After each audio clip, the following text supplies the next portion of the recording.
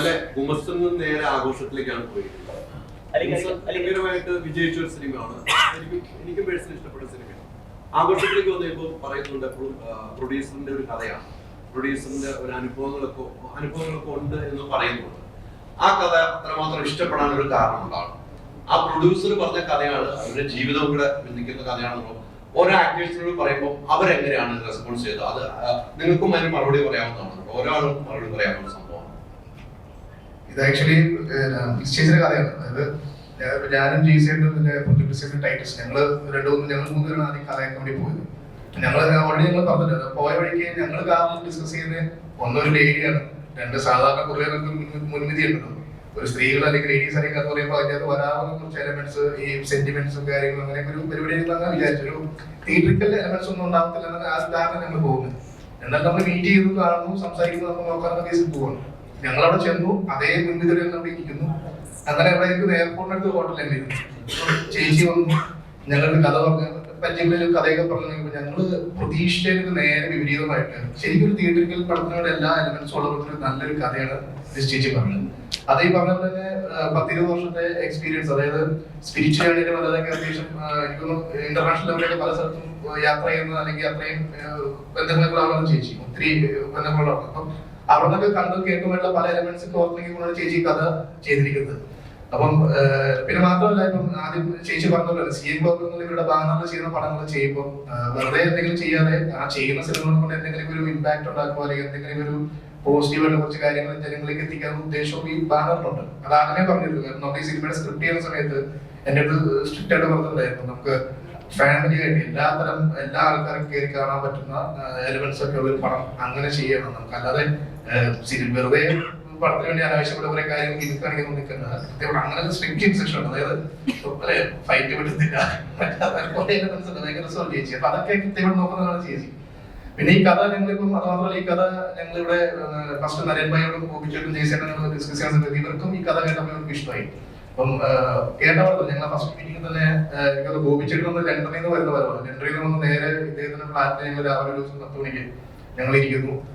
അപ്പം അന്ന് നരേൻ ഭായി വന്നിട്ടായിരുന്നു, ജയ്സേട്ടൻ എല്ലാവരും ഉണ്ടായിരുന്നു. അപ്പൊ അവിടെ വെച്ചിട്ട് ഞാൻ ഇവർ ഒരുമിച്ച് വീണ്ടും നറേറ്റ് ചെയ്തു. നരേൻ ഭായി നേരത്തെ നറേറ്റ് ചെയ്തിട്ടുണ്ട്, വീണ്ടും ഞാൻ ഒരുമിച്ചിരുന്നു. ഞാൻ വീണ്ടും ഇവരെല്ലാവരും നറേറ്റ് ചെയ്തു.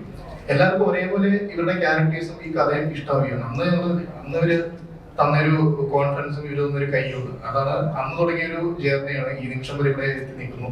പേര് പോലെ തന്നെ ആഘോഷമായിട്ട് തന്നെ. ബോബിച്ചേട്ടനൊക്കെ എന്ന് പറഞ്ഞാൽ അറിയാലോ, ഞാൻ പറയാതെ തന്നെ എല്ലാവർക്കും അറിയാം. ബോബിച്ചേട്ടൻ ലൊക്കേഷൻ ഉണ്ടെങ്കിൽ ലൊക്കേഷൻ വേറെ വൈബാണ്. കാരണം ബോബിച്ചേട്ടൻ ഉള്ള സമയവും ഇല്ലാത്ത സമയം കൃത്യമായിട്ട് അറിയാം. ഇവരുടെ മിക്കവാറും ഇദ്ദേഹത്തെ പേഴ്സണലി അറിയാമെന്ന് തോന്നുന്നു. അത്രയും എനർജിയാണ്. പിന്നെ ഇവരുടെ ഒരു കോമ്പിനേഷൻ ഭയങ്കര രസമാണ്. നരേൻ ഭായി, ജയ്സേട്ടൻ, ഗോപിച്ചേട്ടൻ, അല്ലെങ്കിൽ മക്ബൂലില്ല, ഇവരുടെ ഒരു കോമ്പിനേഷൻ അപാര കോമ്പിനേഷനാണ്. അപ്പൊ നമ്മുടെ ഓഫ് സ്ക്രീൻ ആണെങ്കിലും ഓൺ സ്ക്രീൻ ആണെങ്കിലും ഭയങ്കര രസമായിട്ട് ഇവർ കൈകാര്യം ചെയ്യുന്നുണ്ട്. അപ്പൊ അതുകൊണ്ട് ഇപ്പൊ ചോദിച്ച ചോദ്യത്തിന് ഈ കഥ എല്ലാവർക്കും തന്നെ കണക്ട് ആയിട്ടുള്ള, എല്ലാവർക്കും റിലേറ്റ് ചെയ്യാൻ പറ്റിയ കഥയായിരുന്നു. ആ ഒരു കോൺഫിഡൻസ് ആണ് എല്ലാവരും ഈ പടത്തിൽ കൈവന്നിരിക്കുന്നത്. പറഞ്ഞപോലെ ഈ ആക്ടേഴ്സിന്റെ അടുത്ത് പറഞ്ഞപ്പോ ഭൂമിക്കാണെങ്കിലും ആ കഥ കെട്ടിയപ്പോ ചേച്ചിയുടെ അനുഭവങ്ങളാണ് പറയുന്നത്. ആ അനുഭവങ്ങൾ എങ്ങനെയാണ് ചേച്ചി തരണം ചെയ്തു പോയത്? ആ ചേച്ചി ആ സമയത്ത് എങ്ങനെയായിരുന്നു? ആ ഒരു കൂടൊക്കെ എനിക്ക് തോന്നിയിരുന്നു, എല്ലാവർക്കും തോന്നുന്ന ഒന്നാണ്. അല്ല, ഒന്നാമത് തന്നെ ഞാൻ കഥ എന്നോട് നരേറ്റ് ചെയ്യുന്നത് അമലായിരുന്നു. ഞാൻ ആ ക്യാരക്ടർ കേട്ട് കഴിഞ്ഞപ്പോൾ കിങ്സ് ബെന്നി എന്ന് പറയുന്നത് എന്റെ ക്യാരക്ടറിനെ കുറിച്ച് പറയും. എനിക്ക് ലിഫ്റ്റ് ചെയ്യാൻ പറ്റുന്ന ഒരു ക്യാരക്ടറാണെന്ന് എനിക്ക് തോന്നിയതുകൊണ്ടാണ് ഞാൻ സിനിമ കമ്മിറ്റ് ചെയ്തത്. അതിനകത്ത് ചെറിയൊരു മാസും കോമഡിയും എല്ലാം കൂടെ ചേർന്നൊരു ക്യാരക്ടറാണ് എൻ്റെ. അപ്പൊ അത് കേട്ടപ്പോൾ തന്നെ എനിക്ക് തോന്നി, കാരണം ഒരുപാട് ടെൻഷൻസ് ഒന്നും ഇല്ല, വളരെ സ്ട്രേറ്റ് ഫോർവേഡ് ആയിട്ട് ചെയ്യാൻ പറ്റുന്ന ഒരു ക്യാരക്ടർ എന്ന് തോന്നി. പിന്നെ എൻ്റെ ടീം, ഞങ്ങളെല്ലാവരും ഇതിന്റെ നായകനും നരനും ജെയ്സും എല്ലാവരും കൂടെ ഇരുന്നാണ് ഒന്നിച്ചാണ് കഥ കേൾക്കുന്നത്.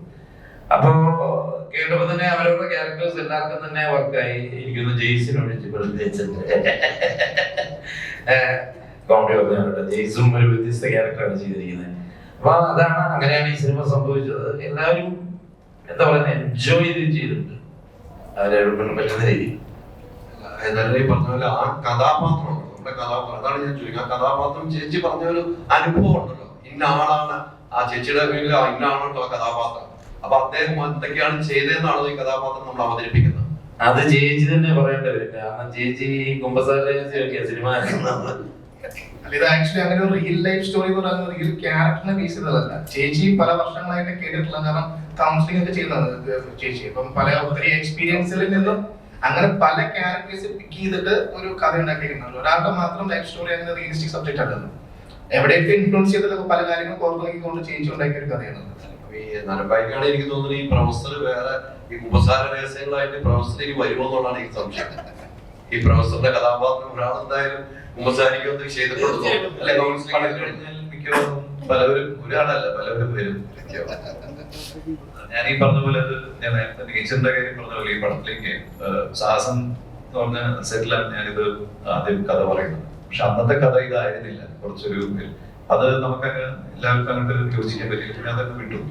പിന്നീട് ഏകദേശം ഒരു 3-4 ആഴ്ച കഴിഞ്ഞിട്ട് ഭയങ്കര ഒരു നിമിത്തം പോലെ നമ്മുടെ ഒരു സുഹൃത്ത് എന്റെ അടുത്ത് ഗുമസ്തനെ കുറിച്ച് പറയുന്നു. അങ്ങനെ റീസെന്റ് ഗുമസ്തൻ കണ്ടു, നീ അതിൽ ഞാനൊരു ലാസ്റ്റ് സീനിൽ അഭിനയിച്ചു. ഞാൻ പറഞ്ഞു അതെ.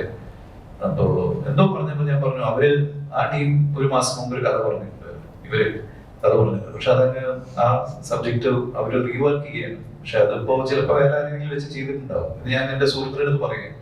ചിലപ്പോൾ അവര് റീവർക്ക് ചെയ്തിട്ട് അത് വേറെ ആരെങ്കിലും വെച്ച് ചിലപ്പോൾ തുടങ്ങിയിട്ടുണ്ടാവും, എനിക്കറിയില്ല. ഞാൻ പിന്നെ കോൺടാക്ട് ചെയ്തിട്ടില്ല. അത് പറഞ്ഞ് വിത്തിൻ 2-3 hours 2-3 മണിക്കൂറിന് ശേഷം ജെയ്സ് വിളിക്കുകയാണ്. ഭയങ്കര ഓക്കെ ജെയ്സ് വിളിച്ചു.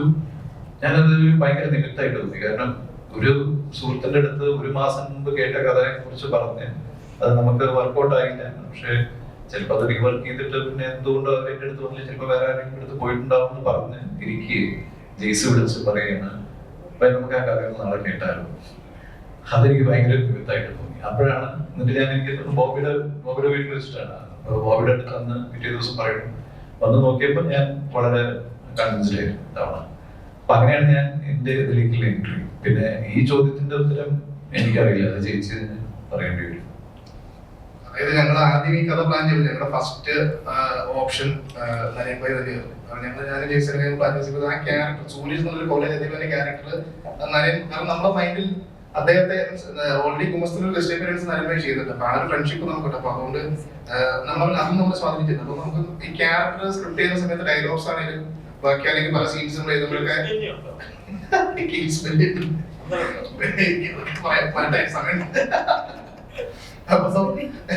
പല ഡയലോഗ്സും പല സീൻസും ഒക്കെ നരേൻഭായി മനസ്സിൽ നമ്മൾ എഴുതിയത്. അപ്പൊ അതുകൊണ്ട് തന്നെ നരേൻഭായി ഈ പടത്തിൽ അതുകൊണ്ട് ഞങ്ങൾ വീണ്ടും ഞങ്ങൾ ആദ്യം പറഞ്ഞ കഥയിൽ നിന്ന് കുറച്ച് കറക്ഷൻസ് ചെയ്ത് റീവർക്ക് ചെയ്തിട്ട് വീണ്ടും നരേന്ദ്രയെ വേണമെന്ന് ഞങ്ങൾക്കൊരു നിർബന്ധം ഉണ്ടായിരുന്നു. അപ്പൊ അതുകൊണ്ട് വീണ്ടും റീവർക്ക് ചെയ്ത് ഇദ്ദേഹത്തെ കേൾപ്പിക്കുകയായിരുന്നു. അപ്പൊ ആ രണ്ടാമത്തെ വേർഷൻ ഇവർക്ക് വർക്കായി ഇഷ്ടമായി. അങ്ങനെയാണ് വീണ്ടും ഈ പടം കമ്മിറ്റ് ചെയ്യുന്നത്.